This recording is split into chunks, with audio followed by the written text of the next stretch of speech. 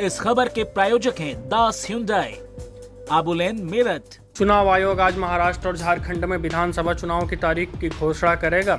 मुख्य चुनाव आयुक्त राजीव कुमार दोपहर 3:30 बजे प्रेस कॉन्फ्रेंस करेंगे। महाराष्ट्र में 1 और झारखंड में 5 फेजों में वोटिंग की संभावना है। महाराष्ट्र विधानसभा का कार्यकाल 6 नवंबर 2024 को, वहीं झारखंड विधानसभा का कार्यकाल 5 जनवरी 2025 को खत्म हो रहा है। दोनों राज्यों के चुनाव के साथ ही 3 लोकसभा और 13 राज्यों की 49 विधानसभा सीटों पर भी उपचुनाव हो सकते हैं। केरल के वायनाड सीट राहुल गांधी के इस्तीफे, महाराष्ट्र की नांदेड़ सीट कांग्रेस सांसद और पश्चिमी बंगाल के बसिरहा सीट तृणमूल सांसद के निधन से खाली हुई है।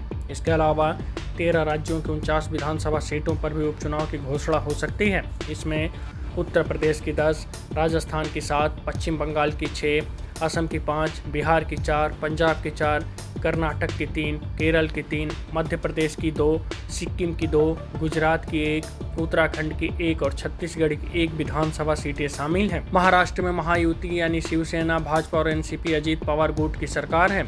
एंटी इनकम्बेंसी और 6 बड़ी पार्टियों के बीच बंटने वाले वोटों को साधना पार्टी के लिए बड़ी चुनौती होगी। 2024 लोकसभा चुनाव में महाराष्ट्र के 48 सीटों में से इंडिया गठबंधन को 30 और एनडीए को 17 सीटें मिली। इनमें बीजेपी को 9, शिवसेना को 7 और एनसीपी को सिर्फ 1 सीट मिली। भाजपा को 23 सीटों का नुकसान हुआ।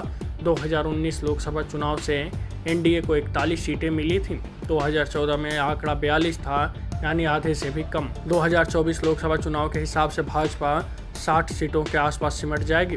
विपक्षी गठबंधन के एक सर्वे में राज्य की 288 सीटों पर एमबी यानी महाविकास आघाड़ी की 160 सीटें मिलने का अनुमान जताया गया। भाजपा के लिए मराठा आंदोलन सबसे बड़ी चुनौती है। इसके अलावा शिवसेना और एनसीपी में तोड़फोड़ के बाद उद्धव ठाकरे और शरद पवार के साथ लोगों की सिंपैथी है।